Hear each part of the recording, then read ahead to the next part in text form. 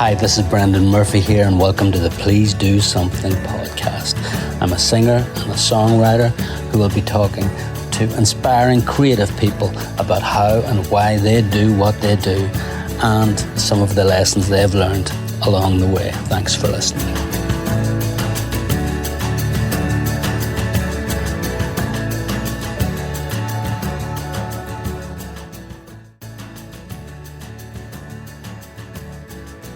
Kieran Goss and Annie Kinsella are an Irish duo who released their debut album, Oh the Starlings, at the beginning of 2020. But then the pandemic hit and an extensive European tour to promote it had to be put on hold until now. Ahead of their upcoming Irish shows, I asked them about their experience making this album in New York with 8-time Grammy-winning engineer Kevin Killen, some celebrated American musicians and a few Irish ones, including guitarist Gerry Leonard, John Doyle, and our very own Declan Murphy. Annie Kinsella and Kieran Goss, or should I say Kieran Goss and Annie Kinsella, because I mean the name that you guys are going under for this, you know, I was going to say it's a new record. It's not that new, but let's face it, COVID stopped everything. So as far as the world is concerned, you really are only now getting a chance to sort of go out and tour it extensively, certainly in Ireland.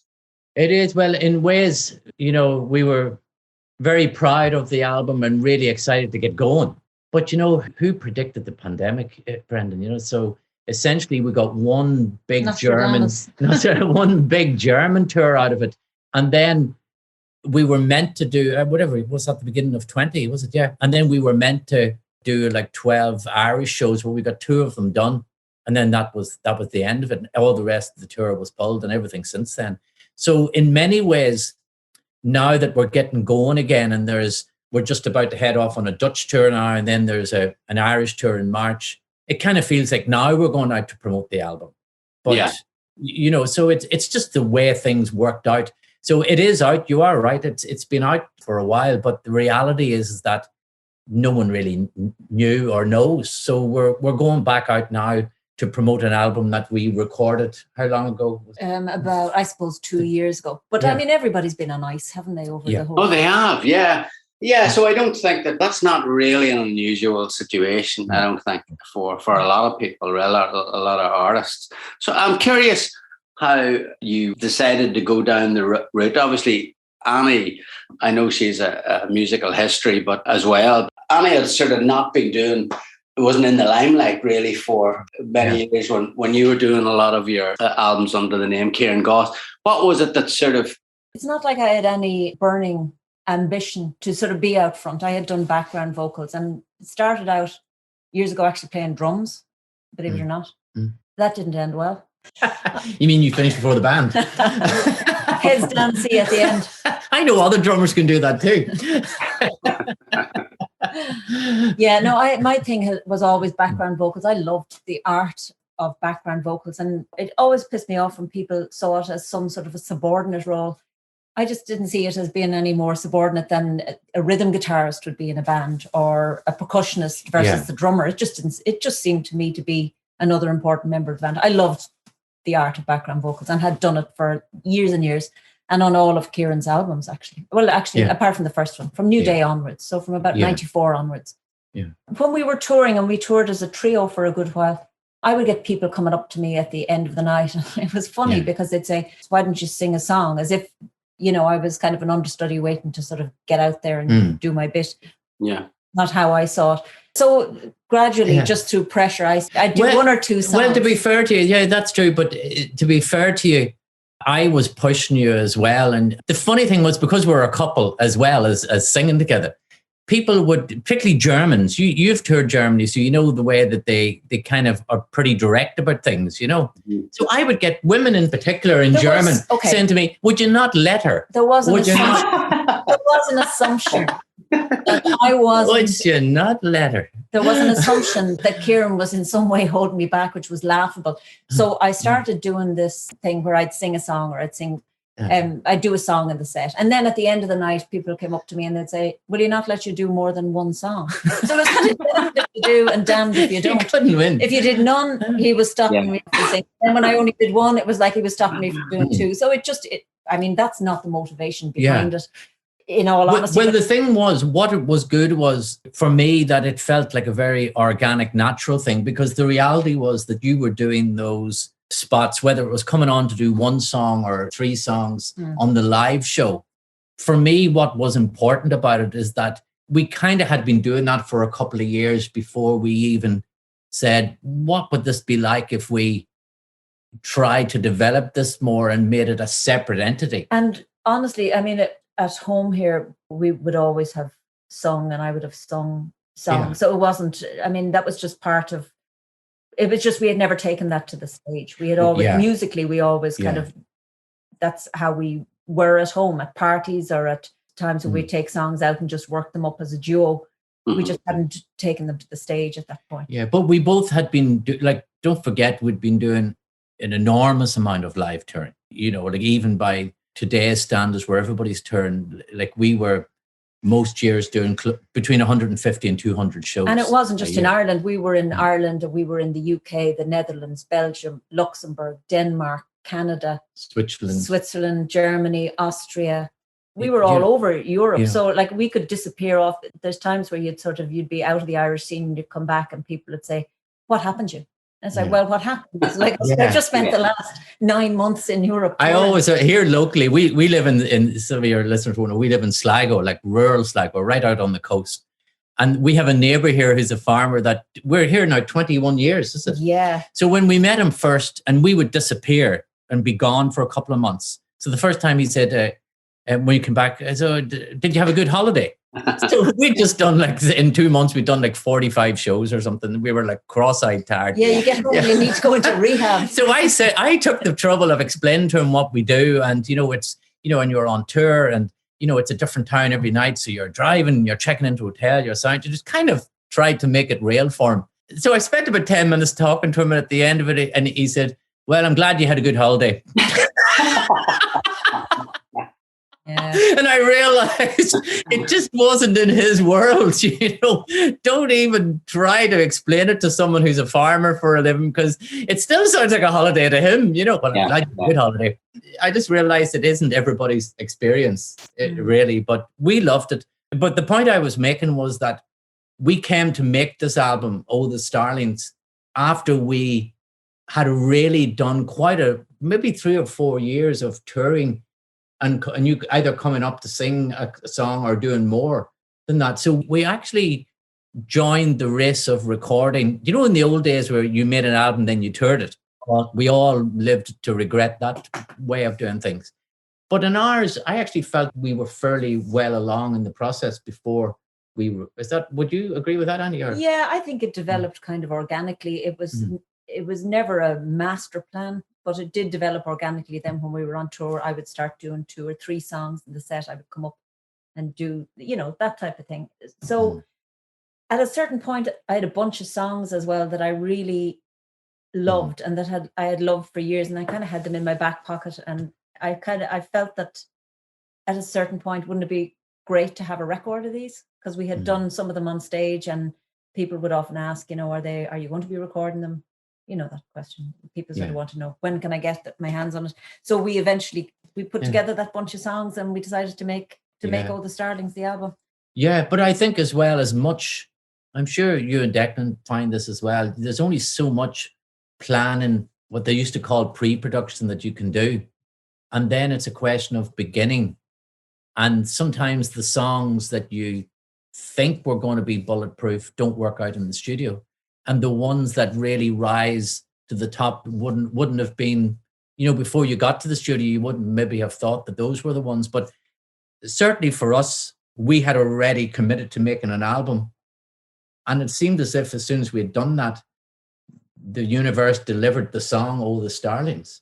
That song didn't exist when we already had set dates and things. That's right. So there was something about what happens when you make a decision to do something artistically, I think, that it's just that things begin to come together. And Oh, the Starlings, literally you started in the airport was it something? Was it Dublin Airport or something? And then because we were heading off to do a Dutch tour, actually. And we finished it in the hotel in Amsterdam. We started it in the airport car park, or I came up with the idea in the airport car park. I nearly ran over a starling, actually. That's a bird now. It's not a star, is it, in the music business? It's a starling. Joking aside, we did start it in Dublin Airport, and then we wrote a bit of it while we were eating a sandwich, and then on the plane, and then we got to the hotel in Amsterdam, and we finished it then. Literally all the space of an afternoon. Yeah. So it came together very fast. It did. And it kind of it put the cap on the whole project. But did you have more songs than you needed? Yes. A few. Yeah. We recorded maybe 2 or 3 more. I mean, we might have had about 8 more than we needed. And we recorded 3 more than actually went on the album. But yeah, of course we did. And it was, I know both you well. It was a very different way of making a record than you had in the past. You know, certainly your solo albums, Kieran, which I'm trying to think. Actually, that's not totally true. You made one in Nashville. I think every record, you kind of have to look at it on its own. I know what you're saying, and like yourselves, in the early days, I made a lot of records at home, and the most successful albums were all made in bedrooms. Yeah, where they're just overdubs. They're overdubbed. You make them on the board, sort of thing, you know. But when with greater or lesser degrees of success, I made one in Nashville, and I made one in Austin with Joe Gracie, you know. Yeah. So what I learned from those albums was, you know, all of us had become good at making albums on our own and trying to make them sound as if they were made in a big studio. But what I really learned in Nashville and Austin was how to actually work live, and because everything has challenges. So you have this thing of, it's a completely different art form when you're in a room trying to work with other musicians and everybody playing live. And every album you make, you learn something. But one thing that both Annie and I were very sure of is that we both were clear that you get one go to make your first record.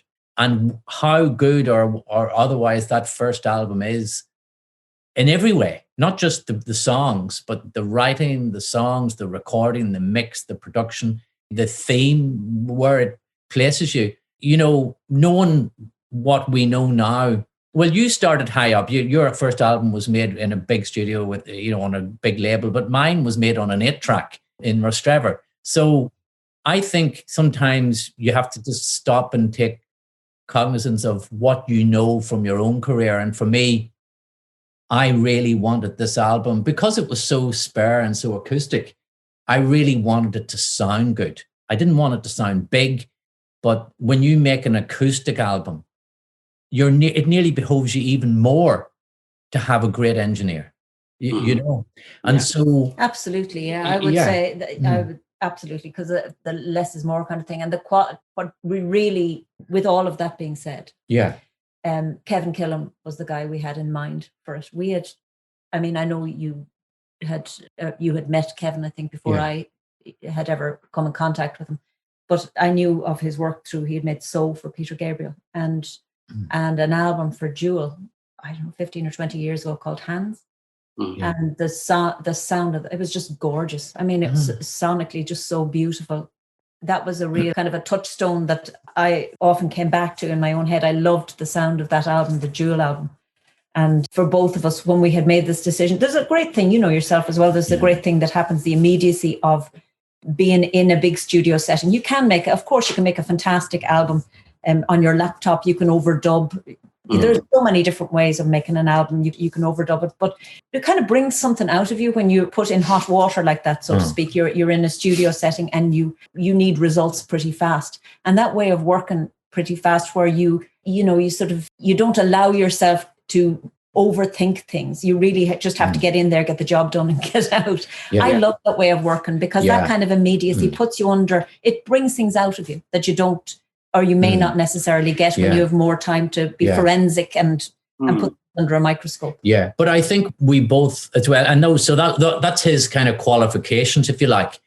But equally as important for us is that we had met him a couple of times, and we knew how nice he was and how good, and how, you know, the way some engineers are all about the technicalities.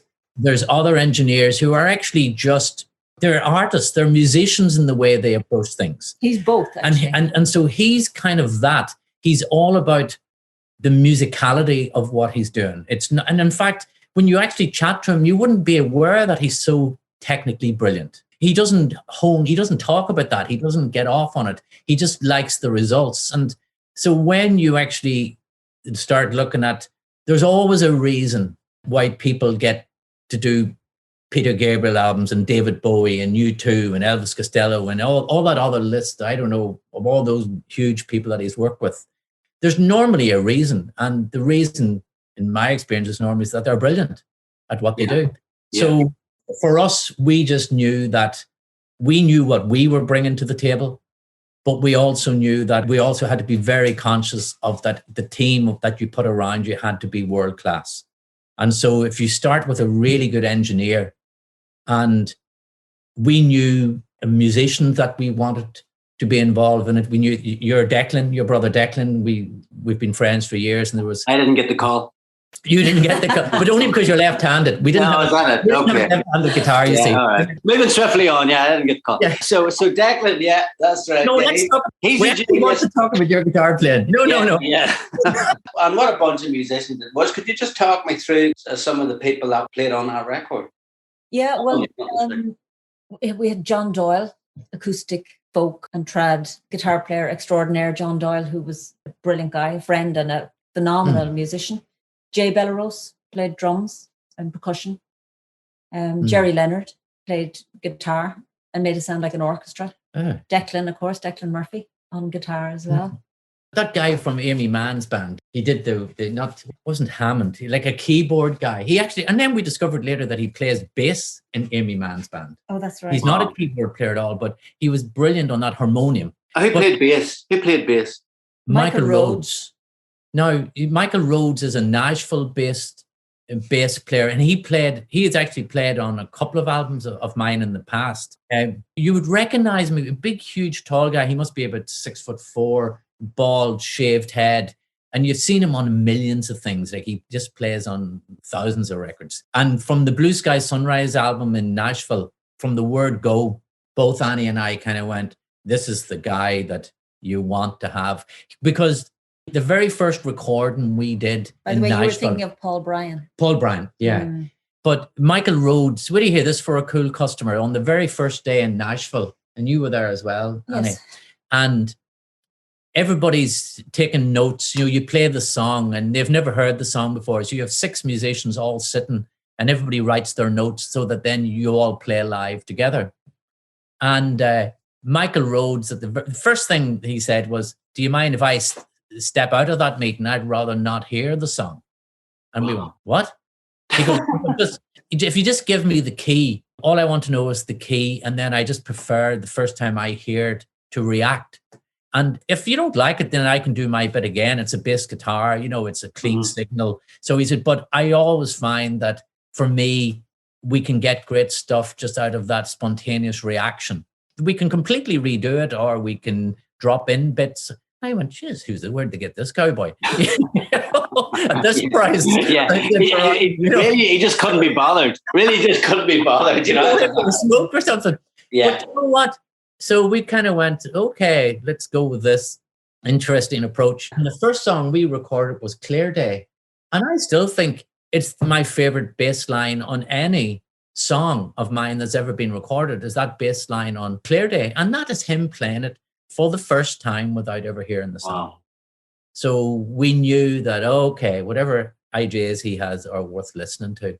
We'd known him for a while, but we hadn't met Jay Bellerose before. But of course, all musicians were aware of how brilliant he was. Gerry Leonard, particularly Irish people listening in will know, an Irish guy from Dublin went to the States, ended up playing in Bowie's band for years. He was in a band called Hinterland. That's right. Yeah. Right. Aye.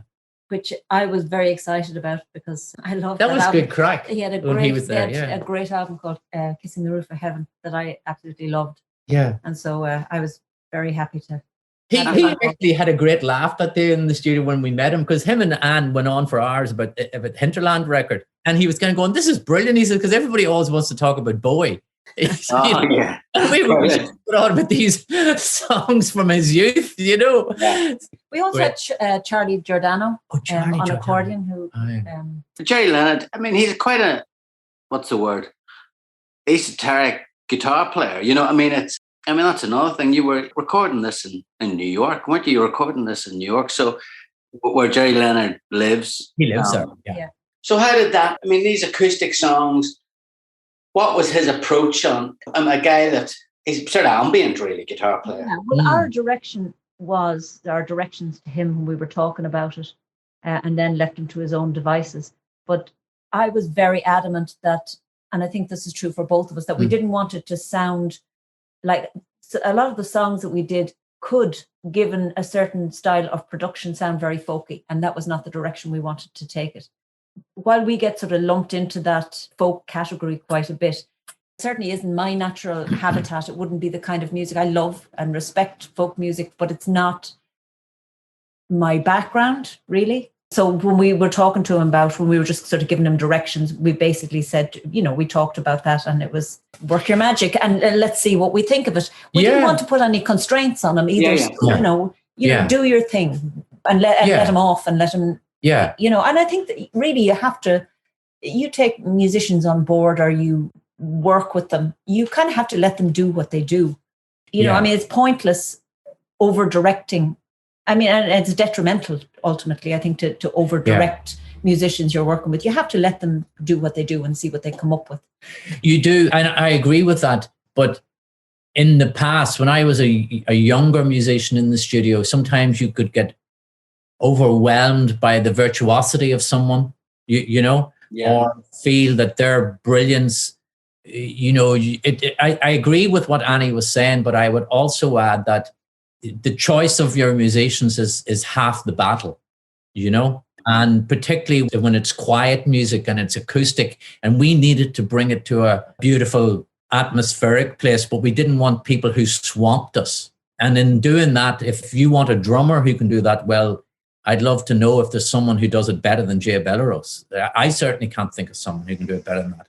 If you want an electric guitar player who knows how to add atmospherics without riding all over the track, well, there's only a handful of, there's Gerry Leonard, there's Mark Rebo, there's a couple of people, you know, who can do that. But it is an art form, and you really are choosing them because you, as artists, you know what you want as well. But the reality is, it's a privilege to be in a studio with someone like Gerry Leonard, to see the sheer scale, not just of his guitar playing, but of his imagination and his musical imagination and his lack of ego. His lack of ego is wonderful, where he can come up with a brilliant idea that we're all going, wow. And he goes, I don't think it's right. It doesn't seem right to me, you know? And you're going, okay, well, keep it anyway, Kevin. Keep it there anyway. Yeah. You never know. But you know what I mean? Picking your team is really half the battle, and having someone really good at the desk like Kevin Killen, who really knows how to harness the best of that and how to take bits of it that work, and also to motivate people. I thought in particular that because this was your first, I'm talking to Annie here, this was Annie's first time being the front singer on an album. What I was really impressed with was Kevin's ability to really know when to push you beyond what you thought you were going to do, and when to actually go, we've got it. I think we were just lucky in our choice as well, that he's just one of those people. He's kind of like I suppose like a good therapist, an enabler, just allows you to do what you do and doesn't get in the way, you know, directs you enough to get the best out of you, but doesn't sort of get in the way, lets you do your thing. It doesn't take much in the studio. Like you've been in studios a lot, Brenton, so you'll know it doesn't take much for your confidence to get knocked. It doesn't matter how long. Doesn't matter how long you've been doing it. It doesn't take much for that bubble to get burst on you, and if it does, then that session's kind of gone. You know. So it's a bit like midwifery, isn't it? I suppose. Let's move on. So I mean, I'm thinking you're in New York, making a record. So you're in New York. You're in the studio. You've got a complete A team around you, and Annie was sort of implying that it was a sort of exciting thing. So you didn't feel like, I'm listening to it and I was thinking, Lord, I don't know that I wouldn't feel pressure, and not necessarily in a good way, you know. Yeah. You know, and obviously, you know, if you're in a studio in New York with those people, I would assume at the end of the day, this is the thing, it's an independent release, because a lot of those people are working on big budget albums with big artists. Essentially, you're coming to them as an independent artist. Yeah. Did you feel much, you know, halfway through it, did you feel pressure? Could you tell how the record was going when you were in it? Because sometimes I know that, you know, when I'm making a record, I can't tell until I'm home, you know? And then sometimes I've got a big shock, and not necessarily a good one, you know? Well, Yeah. honestly, it felt like before we went in to record these songs, we had done a bit of work on them here at home, and we knew that we were going to be touring it as a duo. So basically two voices and a guitar. So that body of work was going to have to stand up and walk around on its own without a lot of dressing, if you know what I mean. So it really had to work from that place. It had to be as good as we could get it with those three elements, two voices and a guitar. So when we got into the studio, we knew that everything else after that was just going to be gravy. It felt, if it doesn't sound odd, it felt very effortless. That anything else we wanted to put in it, for some reason, it just felt completely effortless. We knew that we had the bones of it really fixed. Yeah. We knew what the baseline thing needed to be, and that was very solid. So after that, it was just easy. Once we had the choice of musicians figured out. Yeah, and we did have that, as well as knowing it, we actually had toured that. So that two voices and a guitar, we had done quite a bit of touring in Europe, not in Ireland. So we were confident that that center of the pitch was covered. And one thing we didn't mention is that quite often we actually even recorded Annie's vocal and the guitar and my guitar at the same time. I would say well over 3/4 of the album is recorded like that. Yeah, and in particular, that we were talking about this song this morning, Into Your Arms. Into Your Arms, yeah. Which I know is a co-write between Brendan, me, and Sharon. Yourself and Sharon. Yeah, that was recorded with the vocal and guitar live, and I think we did 2 takes, and that was all it. That was one of those takes is actually what you're hearing on the record. Yeah. So it really did seem to, in some ways, kind of miraculously fall into place very easily. You see, but that's an example to me of sometimes I've always loved, and I think you have as well, Brent. I know you and Declan do it, the Into Your Arms. Yeah. And I loved it, you know, and as one of the writers, you're allowed to love your own song, and I toured it. But I was always strangely struck that I couldn't get it to connect. You know, I didn't want to drop it from my solo set, but I was always aware that it wasn't one of the big songs. I felt it was a woman's song, to be honest. But it was a simple, that's what I was going to say. There was this simple thing that Annie said was, I love that song, but it's a woman's song. And that immediately I kind of went, so so sing it. So you started singing it, and I remember it's been reinvented to me now. I've got a whole different relationship to the song. And on our live shows, like I can't imagine that we could do a show without doing that song now. Like it's one of those ones, you know, there are songs that aren't necessarily singles because they're not that type of song. You're never going to hear it, or not very often on the radio. But on the live show, it's one of the ones that to me is a high point when you sing it. And I was delighted when in the studio, it just came together so easily, the voice and the guitar bit. And then we added all the other bits after it, but I still love that song. So when this record was done then, and you started, I mean, I know you didn't, when you started touring it, I mean, I saw the show in Belfast at the Lyric, which was one of the, before everything shut down. It struck me as a very different show, than the shows that I would have seen of you before that. Did it seem to you a different show when you went out and started playing? Well, I suppose I hadn't seen you in a few years.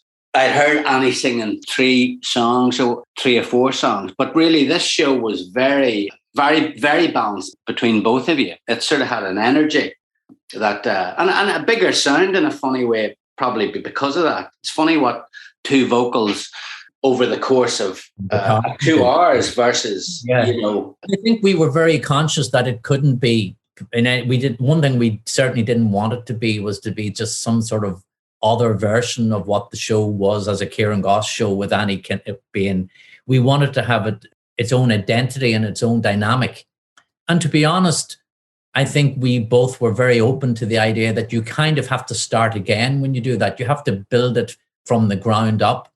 And I would consider that still a work in progress in the balance of working out the dynamics of a show. And like, as I'd done solo shows for, I suppose at this stage, nearly 40 years. So you've kind of been through a lot of the mistakes and a lot of the things that don't work and what did work. And if you're clued in and if you take your job seriously, you try to keep the bits that work and really work hard on the things that don't work. That's how you get to a certain level as a solo performer. But as a duo, you've got a whole different energy to work with. And the one thing we were both very keen on was that this had to be a completely different show to the solo show. And I think it is. Yeah, not just musically. I think also, when you're on stage and you're presenting a show, you're playing a gig as a duo, you have two people and two people's ways of being in the world and explaining things, talking to the audience. And I hadn't done that before. I mean, I hadn't sort of, my previous role as a background singer, you stay out of the road, you do your job, but you're not under the spotlight. And so, of course, it was going to naturally create this new dynamic to have all of a sudden, all right, she talks, she speaks. How was that for you? I mean, after having done so many years where that wasn't the case, as you said, where, well, I suppose I'm going to ask each of you individually. Let's start with you, Annie. The shift, because, I know when you do a show, you get off a stage after doing a show and, if you have a backing role, it's a different sort of feeling that you get in terms of how much it's taken out of you than if you are, in the spotlight for a large part of it. Did it take you long to readjust to the new sort of? It did, because you can hide a little bit in that sort of subordinate role or in the background role when it's not subordinate, but that background role. You can hide. It's not as you're not doing all the heavy lifting like you are when you're under a spotlight. So I did find that, and it takes a bit of time. The thing about it looks a lot easier than it actually is, doesn't it? I mean, you want and it can if they're doing it right, it can look really effortless. But in the beginning, certainly, you get off stage and you just collapse. I used to be wrecked after it. But also, even that thing of talking to the audience, telling them the stories behind things, that takes a little bit of thinking. Talking on stage is not as easy as it comes across. But it was a fun thing for me to do, because, I mean, it was something I had never done before, but I loved it. We were talking about the whole music business thing this morning, and we were just having we were out walking the dog, and we had that conversation about the way the music business is changing and how it's changed since both of us started out. And I was saying that the bottom line is you really have to love this like you love nothing else, because if you get into this for the money, you're going to, or you may be sorely disappointed. So not Brendan. So if the I know there. No, but you're right though. You better love it. So if you have to love doing what you do, and thankfully we both do, and for me this has really only expanded that for me. I love doing it more now, I think, than I ever have done. And I would also say that the gigging part of it for me is just, I always say it's like Christmas morning, getting to do the gigs, because there's so much planning and preparation and work that goes in behind the scenes that people don't see, and nor should they really see, But for me then, actually getting to do the tour, getting to do the gig is Christmas morning. It's just, it's that good. It's that much fun. Well, and it's almost the other for me. So Annie was coming to this from someone who was used to being in the background and not having to front shows, to then having to front it. But it was the very opposite of that for me. Yeah. And I have to say, I actually love the role that I have in the duo. And people, I worked in a duo before with Francis Black, many years ago. So I did have some experience of what's expected of you and how different it is to be in the center of the stage on your own. For me, what I love about the role for me in the duo is that I get to focus much more on the pure music of the show. Whereas when I'm doing a solo show, I've written the songs and I'm doing the singing and I'm playing the guitar, But a huge part of your job is the presentation of it. And that's what the audience have paid their money for, is how you glue it all together. You know, just because you've got good songs and you can play the guitar to a certain level doesn't make it a good show. We've all been to very boring concerts of people who are actually very good songwriters. So I was able, which felt like a real luxury to me, I was able to stand back and really hone in on the guitar playing and on when I'd come in on a harmony. And of course, you know, I do sing songs on the show, but I'm not singing 20 songs. I'm singing 4 or 5, which is a big difference in terms of the amount of energy that you have to use. So for me, I do love them both, but I have to say I loved the fact that I got to really be more of a musician than a performer. And I enjoyed that, because I think sometimes when you actually, you know, have made it almost a life's work in the art of performing and the presentation of it, I think people can almost forget that you can play the guitar or that you wrote the song. You know, if you're doing it right, they should forget that. It's about the experience. But I actually loved being and even in the studio as well. You know, if it was me making a solo record and you're very caught up in every little bit of it, for me, I actually, a lot of the time with the making of Starlings, I was actually able just to kind of, even if I was playing the guitar and Anne was singing, you're able to step back from it and take more of almost like an executive producer type role of it. You're not as caught up in the details of it as you have to be if you're trying to deliver a vocal performance where every note matters. So in ways, it was good for me. It was good for me in that it reminded me of some of the things that I actually thought, oh, I've always actually known this, but I've never really had opportunity to practice it. Do you know what I mean? So it actually was great. And then, of course, when you go up and you sing your song, I love that as well. And it's part of both of our jobs to make sure that the audience are coming with us as well. So it's just a different thing. I do want to do solo shows again, but I actually have learned an awful lot from working in the studio on all levels. And everything, this is all about, no matter what we're doing, it's about bringing with you everything you've learned from everything you do. And it's just another part of that process. When you get off the stage, when you would have been doing shows that were solo shows, right from the early days, and they were always pretty long shows. Felt like it anyway. Yeah.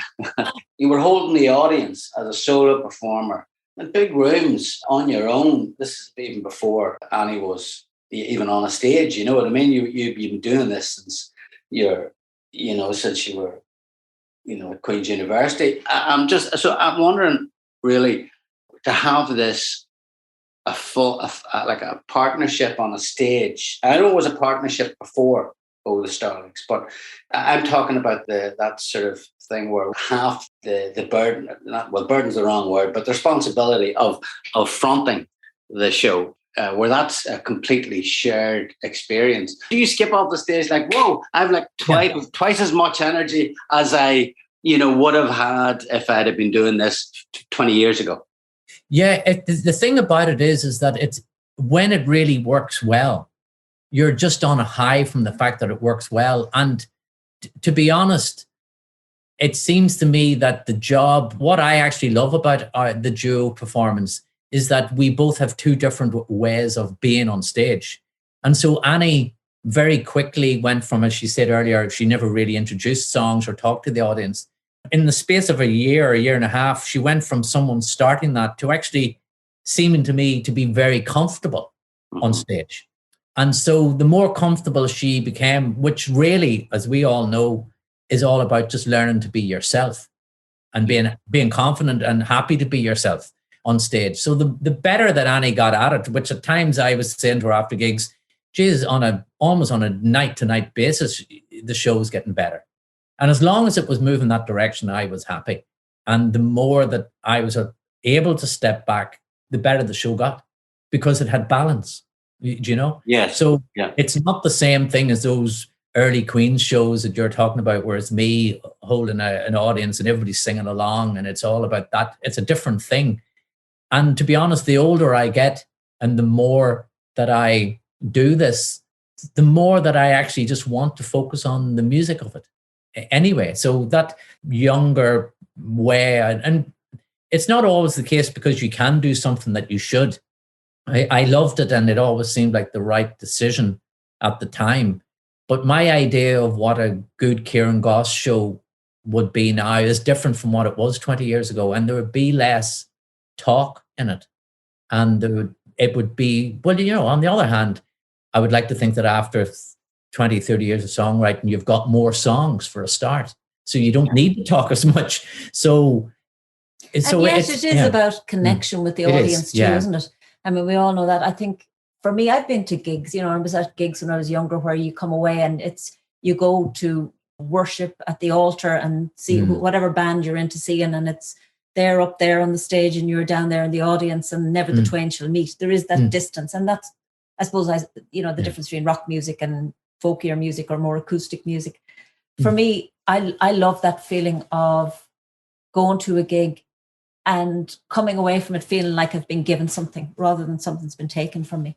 And that's, I suppose, at its best, what you kind of want to do. You want people to be leaving feeling like they've gotten something, that they feel. You do. And they get that by the artist really getting to a point where the artist is comfortable really being themselves. So if it's the Blue Nile. Well, I don't know. I mean, I know it sounds lofty, but it is lofty, but it's also very grounded. So it means that the Blue Nile, which is one of the best gigs you and I went to, you got that because, and they said essentially nothing, but you also get it by going to see a brilliant, I remember seeing Randy Newman, and to be honest, his introductions were as good as his songs. So it kind of just, it all depends on that artist really finding the balance and how to present the best of what they are. And that's what we're trying to do as a duo. And I don't forget, this is our first album. And I think it would be a sad case if after you'd made any album that you didn't feel a year or two later that you could actually do something even better. And that's the exciting bit, I think, for us. I actually feel that I having a bit of distance from this album marks, for me, a very good starting point, higher up the ladder starting point than the first Kieran Goss record. You know what I mean? But I also think we can make an even better album than this. I think we can make a more dynamic album than this. Especially if you include me this time. As if you're in it, no. Particularly if the left. If I can say you can keep your Gerry Leonards. You can keep your Gerry Leonards and your Kevin Killen. We all know what that last record was. You need a left-handed guy with four chords. Exactly. Tell me this: what does the dog think about you heading off now for the next 2 years? Oh, she loves it. She just sits on the sofa with and waits. Does a bit of knitting. And the remote. You've been home now longer. I mean, when's the last time you two guys were home? For this amount of time, ever. It's you're kind of right. I've always felt about the house in. Kieran mentioned we live in Sligo. I've always kind of felt for the last 20 years this has felt a little bit like a holiday home because we were so much. And in fact, locals have asked us. A local woman said to me once, "And where's home for you guys?" And I said, "Well, it's here." She was standing outside our house at the time. I think she just assumed that this was a holiday home because we called the doctor. He said she's lost her sight. So we have done a huge amount of touring, which I love. I have to say, absolutely love it. I love you it. Are the joke was, I remember the joke at our wedding day. My brother Peter saying about when you got married, that'll be the end of your turn. Now you know. Yeah. And what he didn't realize is that Annie is actually much more of a touring animal than I am. You love it. Oh, I love it. Rodney? What's it Rodney has a? Because it's the tinker gene. He says she's got the tinker gene. You might have to edit that bit out, but it's but she just loves the whole touring experience, and I do love it, but like all things, it's in moderation. There's a point where I know it's time for me to go home and get away from people now. So I'm a mad mixture of that animal plus slightly reclusive at times as well. So, but you love. Let's talk about the next 12 months then. It's all about the kick off. It's going to kick off in Ireland. Is that right? No. It starts off, we're heading to the Netherlands and in Belgium. Okay. So Netherlands in Belgium for about 10 or 12 shows. 10 or 12 shows. And then we get back here and we have a couple of days bounce and then we're off on tour in Ireland. And we have, dozen shows or so. Yeah, about a dozen shows. Yeah, there's literally 2 days between. Anywhere that we can get to, really. I'm just shows in the kind of around the Dublin area. We're playing Nace, Moat Theatre in Nace. We're playing the Seamus Ennis Centre in Knoll, which we love. Dublin. Oh, brilliant. And the Pavilion Theatre in Dunleary. We have a gig in Cork. We're in Ballycotton in Sea Church. It's all up on Kieran's website, on kierangoss.com. All the dates and everything are up there. We're in Enniscorthy, Ballina, Carrick and Shannon. And then we have 3 dates in the north of Ireland. We're in Antrim, Omagh, Cushendun. So yeah, but there's literally 2 days between the end of the Dutch. We get home on a Monday night, and the Irish tour from Holland, and the Irish tour starts on the Wednesday, doesn't it? In Carrick and Shannon. Thursday. Yeah, on a Thursday, is it? Thursday, yeah. So it is going to get busy, but there has been, you see, and even after that, I think we've only 2 weeks at Easter, and then we go and I think the German tour, that's all of May and most of June is probably around April 30, into June, actually. Yeah, 30 something shows in Germany. So all of this is happening before the end of June. It really does get bedlam, but I think this is what's going to happen for a lot of people, Brent. Now, some of this is shows that have been rescheduled maybe 2 or 3 times. Some of the Dutch shows, I think they're on their third go. They're on their third go at trying to do some of these shows. So yeah, it's going to be busy, but that's okay. I think we're ready for it. We're ready for it now. It's time. Looking forward. In a strange way, the pandemic period, it was weird, and there's been an awful lot of bad stuff around it. But for me, it was a period to stand back that I probably would never have chosen. There's no way you would kind of go, I think I'll take 2 years off. Like that's in the rental this year, but the good thing about it is it allows you to stand back and look at things. And both Annie and I we've reduced things down that we've realized we don't really want to do that anymore, or that just takes too much time and it's not, it's just not. And we get time for writing, there's, as much as we're out promoting the Starlings, there'll also be 4 or 5 brand new songs in this set that were written during the pandemic. For all of us, when you tour at this amount and when you're independent with all the work, the work that you have to do behind the scenes if you're running your own label and doing your own shows and stuff. But the challenge for all of us is to try and keep the artistry of what you do fed. So this for me was a period for both of us to write songs and to just sing for the love of singing songs at home. And some of those actually do find their way into the show, so there have been positives about it and we've learned a lot from it. But I do think for us, the balance will be different moving forward now. I know maybe you think differently, Annie, I don't know. But for me, the balance of not so much of the behind the scenes work and more of just singing and writing and trying to make that as central to what we do as we can. Yeah, I think we all know that the realities of, if you're an independent artist, you kind of, a huge amount of what you do is also taking care of the business around, as I said, the Christmas morning part is getting to do gigs and actually getting to be a musician. But there's so much work that goes on behind the scenes, isn't there? I mean, in order to keep everything going and keep it all. Yeah. So yes, it is a difficult thing and it is a. But I think it is for, like, you've got the same challenge, Brendan. You know, sometimes you have to almost remind yourself that none of that work behind the scenes really matters unless you've worked hard to get that song or that album or that, that performance honed. So you have to remember what's at the center of all of this. And sometimes, as Annie often says, talent just gets you on the pitch, really. That's only the starting point. After that, there's all of this other stuff to be done. But we all have to remember to, sometimes it can be one song that can change everything for you.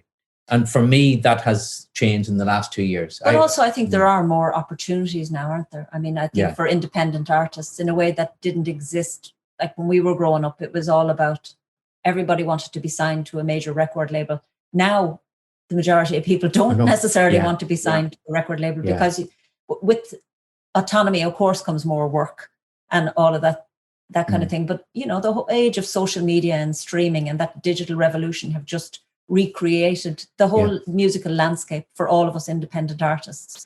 And so there's a massive opportunity out there if you're prepared to do the work. and show up. The fun part is the writing songs and performing them, but also doing all the bloody hard work behind the scenes. It is. And that comes back to that thing that you were saying. And if you do love it, then that's a good enough payoff. We're all realistic and we know we have to earn a living. But for us, the real payoff is that we, as much as all the work behind the scenes is, ultimately we still get to go out and tour together. We got to play 150 to 200 shows a year in different countries with all the adventure that's involved in that. And you get to play your own songs to your own audience. You know, it's not having to sing Danny Boy in a pub. It's a different thing. So we actually feel that it's worth it. And so when people talk about the work behind the scenes, that's just what we do. We don't sit around and moan about the amount of work. That's just what we do. It's how we live and it's what we love. And if it isn't, then it's not for you. Do something else you love, you know. Yeah. And I know when friends or families, sometimes they have children and who are interested in the music business. And I loved your thing, Annie, where you said to one of my nieces, if there's anything else you can do. No, I said, and you're happy. Don't if there's anything else you can do that will make you happy. Yeah. And you can sort of then do that, because it's a very, people get into the music business or want to get into the music business. And I suppose lots of creative arts for all kinds of different reasons. And most often they think it's something entirely different than it actually turns out to be. For those people, I was saying, this particular guy I know you're thinking of, I said to him, if there's anything else you can do that will make you happy, do that. Do that. And keep music as something that, you know, as a hobby for yourself, because it's not for the faint of heart. It's not for the faint of heart. No, but the fact of the matter is that you're a couple who get to travel the world, you know, and you get off stage and you have you're together. It's a shared adventure. I mean, I think that is a very exciting and a very rewarding experience, that you basically get to go to a lot of, you know, you're not confined to the one place. You get to go to a lot of places, but they're shared memories. It's a shared adventure. It's an adventure as a couple and a team, and I think that is a really. We know we're very lucky, but we've worked very hard and we deserve it as well. Yeah. But it is, and it wouldn't be doable any other way for us. You know, I don't know if one of us just at this amount of turn went off for 3 months at a time, come home for a week. I don't know if we'd be married and in love and happy. In some way, find a way of incorporating whatever your art form is, whether it's music or whatever. You have to find a way of incorporating that into your life, and in a strange way, turning your whole life into your art. You know, some people need a lot of routine and structure, and are maybe we're not risk averse. Put it that way. So that kind of enables us to do this as well. I think both of us, personality wise, are not. What's the word I'm looking for? Well, you need certainty. We don't necessarily. No, and that's actually a very good point. That thing about not only living with risk, but actually embracing it. You know, we like it. I have a brother that you know well, Brent, who's the very opposite, and he says to me, I just couldn't do that. He said, even on any level, he said, even financially, the risk that you take to do some big show. He said, that just doesn't work in my business. He said, he says, you make money and then you lodge it. You don't risk it again, your nut job, you know. So it depends on what pushes your buttons. But that is actually a very good point, Annie. It's not only living with risk, it becomes a central part of how you live. It makes you get up in the morning and make things work. Yeah, I personally, I love the not knowing. And you talked about, you know, I think Kieran mentioned the ultimately everything around what you do doesn't matter if you don't have the material. You know, if you don't have that one song, you know, that you're working on or whatever. It all starts and ends with good songs, doesn't it? So to tie this, I'd like to ask you guys to pick a song that it feels is the right song to end this conversation. Well, I think, given that it was a co-write with you guys, I would love to hear Into Your Arms. I love that song. It's a good choice. I'd go with that one. I think Into Your Arms, and also Note, listeners, we receive no money from Brendan Murphy. ever for anything. No. For me to say that. He hasn't got his boot on my neck right now. No, into your arms, because I actually think in ways, we were talking about that song earlier in the interview, and it actually in ways will illustrate the things that we're talking about how the album was made and how a voice and guitar, when you add the right elements, it makes it bigger and makes it more. Yeah. And so, from a good choice. I'd go for Into Your Arms. And that is that on, that's on All the Stuff. Don't know the Starlings. It's on All the Starlings. Out now, kids. Out now.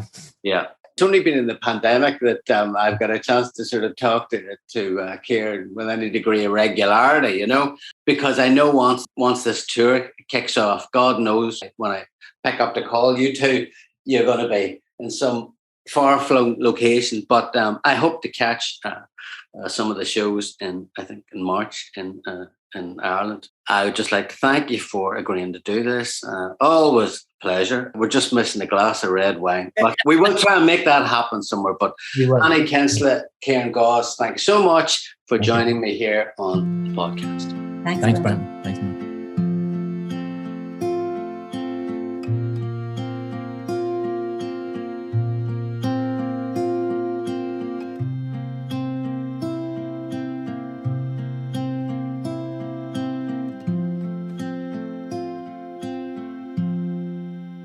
I see the moon brush the leaves as it's fallen down, throw its silver coat on the ground for us tonight. I hear the wind over the mission stone, playing a Spanish song, love's lullaby. Into your arms, just as fast as my heart can run, I will fall till the morning comes.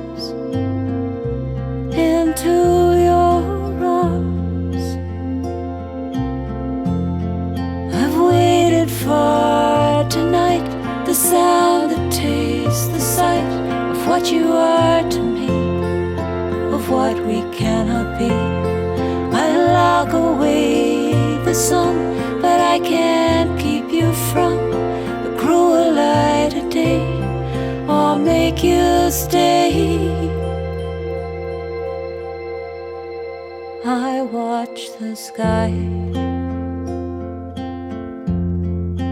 turning from dark to pale, but I remember the night I fell into your arms.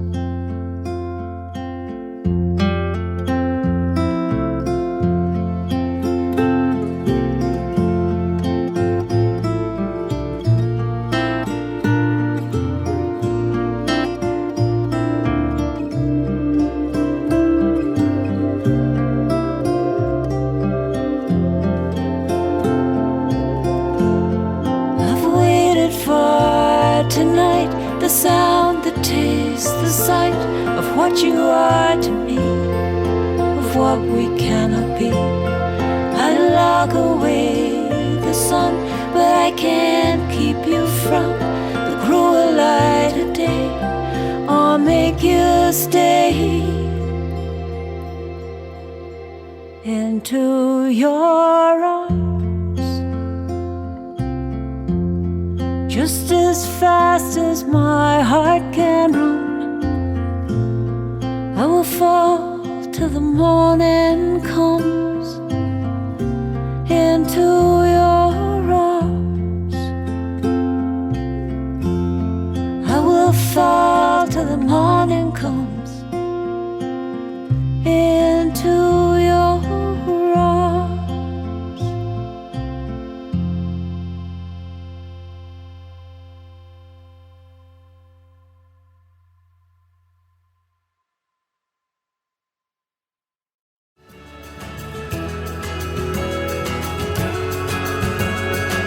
Thank you for listening to the Please Do Something podcast.